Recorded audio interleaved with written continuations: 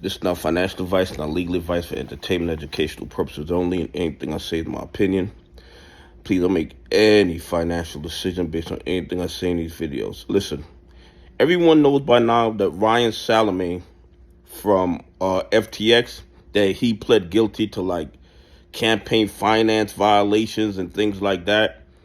And one of the prerequisites of his plea agreement was that they would not go after his fiancé.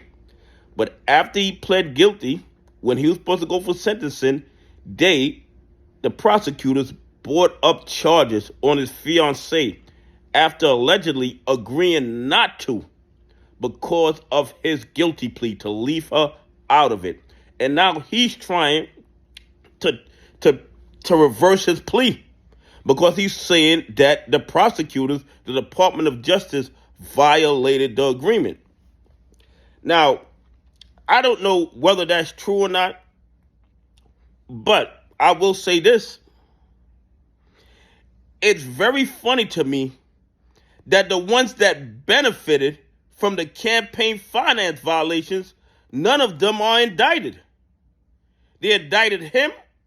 He pled guilty. They're now indicting his fiancée.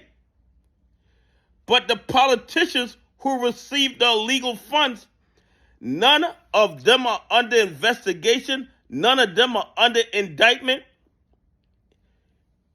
Is that a deterrent from politicians in the future?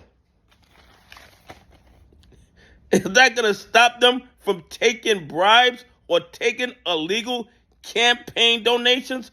Of course it isn't. They don't care if politicians break the law and violate campaign finance rules. They only care when it affects a lot of people and they can get, well, not even a lot of people. It affects 1%ers and they can get their name in the paper for acting like they're doing their job. If they wanted to deter campaign finance violations, they would go after the people who benefited from the campaign finance violations, which would be the politicians.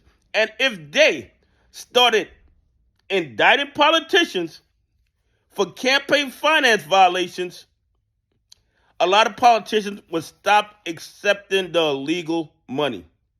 So the fact that the DOJ, they go after Mr. Salame for campaign finance violations, they agreed to leave his fiancée alone, but now they're going after his fiancée. They indicted her. But the ones who benefited from the campaign finance violations, nothing happens to them. How is that a deterrent to the campaign finance violations in the future? It isn't. In my opinion, this emboldens the politicians to engage in more campaign finance violations, because now, even with such a high-profile campaign violations case, the politicians walk away scot-free. They're not even questioned. They're not indicted. It's business as usual for them. And everybody else gets held accountable. And that is our justice system. That is our stock market, where the 1%ers can naked short AMC and GME every single day. They can create trillions of counterfeit AMC shares. They can send FTDs overseas. They can take counterfeit shares and put them in ETFs and then short the ETFs to try to hide the short interest. And nobody sees a problem. All the things that the 1%ers are doing to rob and steal from retail investors, if somebody who was a 99% a retail investor, a pension fund, or institution that follows the rules, decided to engage in that activity, the DOJ would be on them so fast it would make their head spin.